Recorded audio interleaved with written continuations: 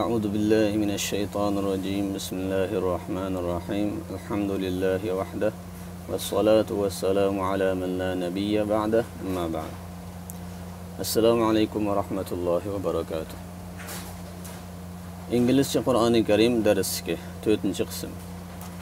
Aldığın qatımda biz Sura Baqara'nınki 13. ayetinin ahırıga tükengen bolgan, yani münafıqlarınki sifatlari haqqida to'xtalib kelgan. Bugün yana inşallah şunun ahirini davamlaştırırız.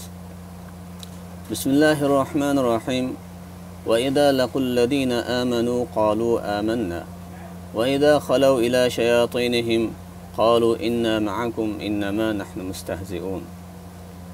And when they meet those who believe, they say we believe. But when they are alone with their shayateen, devils, polytheists, hypocrites, they say, truly we are with you, verily we were but mocking. Ve ula iman etgan kishilar bilan uchrashgan vaqtda ular aytadiki biz ishondik, ya'ni biz mo'minmiz deydi. Lekin ular o'zining shayotinlari bilan, ya'ni iblislar bilan, mushriklar bilan, munofiqlar bilan yolg'iz qolgan vaqtida ular aytadiki haqiqatan biz sizlar bilan billah. Haqiqatan biz faqat masxir qilib qo'ygan edik deb shunday deydi. 15. oyat. Allohu yastahzi'u bihim ve yamudduhum fi tughyanihim ya'mahun.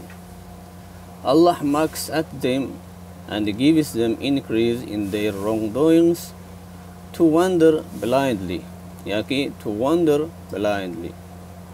Allah ularni masxir qiladi va ularni o'zininki xato azg'unliqlarda ziyodalikni beradi ularga. Ya'ni ularning azg'unligini Allah oshirib o'tadi. To wander blindly degan, ya'ni ularningki qarg'ulacha tangirqab yurish uchun Alloh taolo ularni o'zining azg'unligida qo'yib beradi yoki kuchaytirib o'tadi. 16. oyat. Ulaika allazina ishtaraw ad-dalalata bil huda fama rabihat tijaratuhum wama kanu muhtadin. These are they who have purchased error for guidance, so their commerce was profitless, and they were not guided. Ular azg'unlikni hidoyatga setib olgan kishilar, ya'ni xatolikni, azg'unlikni to'g'rining barobariga setib olgan kishilar. Shunga ularning tijorati foydasiz bo'ldi, ya'ni foyda bermadi va ular to'g'ri yo'lga yetaklanguchi bo'lmadi. 17. oyat. مثلهم كمثل الذي استوقد نارا فلما أضاءت ما حوله ذهب الله بنورهم وتركهم في ظلمات لا يبصرون. Their likeness is at the likeness of one who kindled a fire. Then when it lighted all around him, Allah took away their light and left them in darkness, so they could not see. Ularning misali xuddi o't yondirgan bir kishining misoliga o'xshaydi. Ondan u o't uning atrofidagi hamma joylarni yo'ritgan vaqtda Alloh ularning nurini Allah tatib etdi va ularni qorong'ulikda qoldirib qo'ydiki, shuning uchun ular ko'rolmaydi. 18. oyat. Summun bukmun umyun fahum la yarji'un. They are deaf, dumb and blind, so they return not to the right path. Ular gas, gacha va qarg'u. Shunga ular to'g'ri yo'lga ular qaytmaydi. 19. oyat.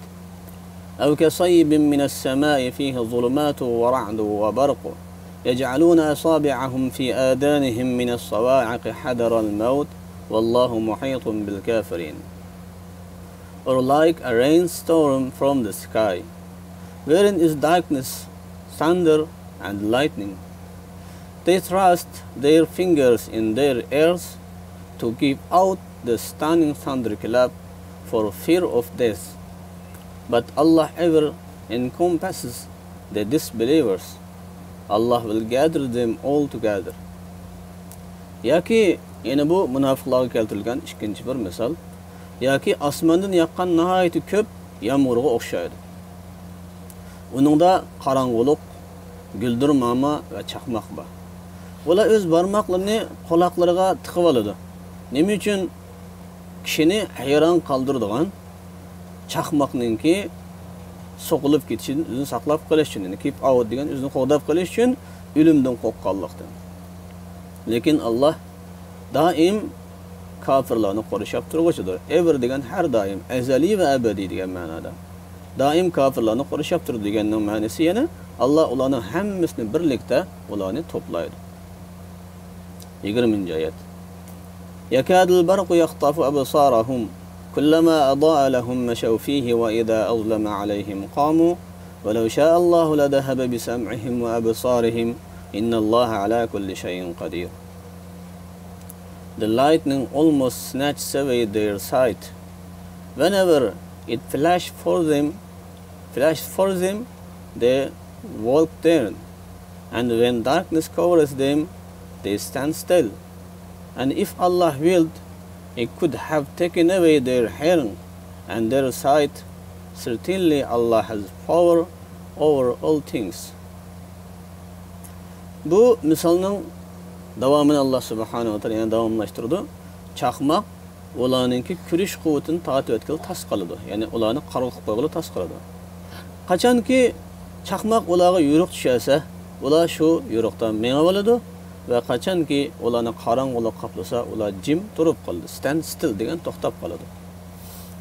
Agar Alloh xolis edi, Alloh ularninki anglash va ko'rish quvvatini tortib o'tgan bo'ladi. Anglayolmas, ko'rmas qilgan bo'ladi. Haqiqatan Alloh har qanday narsa ustidan kuchi bor zotdir. Power degan Allohning har qanday ishi kuchi degan zotdir. Mana yuqorqi oyatlarda Alloh subhanahu va taolo munofiqlarning oyatlarini, ya'ni shularning sifatlarini ko'proq bayon qildi. Buning sababini mufassirlar tushuntirib, munofiqlarningki turining ko'p bo'lganligi va bularning xatrining cho'ng bo'lganligi uchun Alloh taolo tafsili bayon qilgan deydi. Vallohu a'lam. 21-oyat. Ya ayyuhan nasu ubudu rabbakumulladzi khalaqakum walladzina min qablikum la'allakum tattaqun. O mankind, worship your Lord Allah, who created you and those who before you, so that you may become al-muttaqun. Ey insonlar, Parvardigoringlar Allohga ibodat qilinglar. Who created you? U Parvardigoringlar sizlarni va sizlardan ilgari kishilarni yaratgan. So that ning ma'nosi toki degan ma'noda, ya'ni sizlarning taqvo bo'lishinglar uchun ana Allohga ibodat qilinglar. Ya'ni muttaqun deganning ma'nosi haqida biz surning bosh tarafida 2-surning 2-oyatida, shu sura Baqaraning 2-oyatida muttaqun degan so'zning nima ekanligini o'rganib o'tgan bo'ldik. Demak, ana shunday kishilardan bo'lishinglar uchun Parvardigoringlar Allohga ibodat qilinglar. Oxirida yangi so'zliklarni tarjima qilib o'taylik. Devil, iblis, polytheists, mushriklar, mocking, masxara qilmoq, wonder, tengir qilmoq, blindly, qarg'ulacha, purchased, setib oldi, error, xatolik, ozg'unlik, commerce, tijorat, profitless, foydasiz, kindled, yondirmoq, ya'ni bunun asl shakli kindled o'tgan zamoni, rainstorm, qattiq yomg'ir. After rain, yomg'ir, storm, bo'ron deganlik, ya'ni nihoyat qattiq yoqqan yomg'irga mushuni ishlatar ekan. Thunder yoki thunder. Bu asli th ikkisi birlashganda ikki xil holatda o'qildi. Birisi arab tilidagi sa harfi bilan, ya'ni alif, ba, ta, sadagi 4-harfga o'xshash holatda o'qiladi. Yana birisi zal harfiga o'xshash holatda o'qiladi. Bizning tilimizda har ikki so'zlik yo'q, ya'ni sa harfi ham yo'q, za harfi ham yo'q bo'lg'achqa ikki xil holatni o'qib o'tdik. Bu bizda yoki thunder yoki thunder.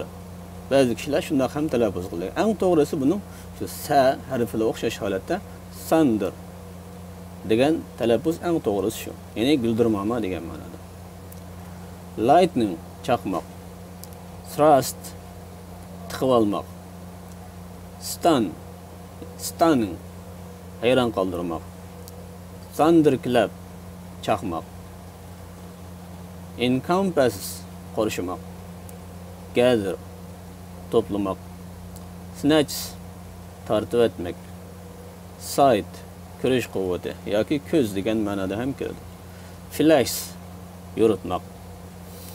Shuning bilan bugungi darsimiz bu yerda oxirlashdi. Inshaalloh kelar qatim Alloh subhanahu va taolo yordam bilan yana darsimizni davomlashtiramiz. Alloh subhanahu va taolo kelar qatimda sog' salomat ko'rishga nasib qilsin. Assalomu alaykum va rahmatulloh.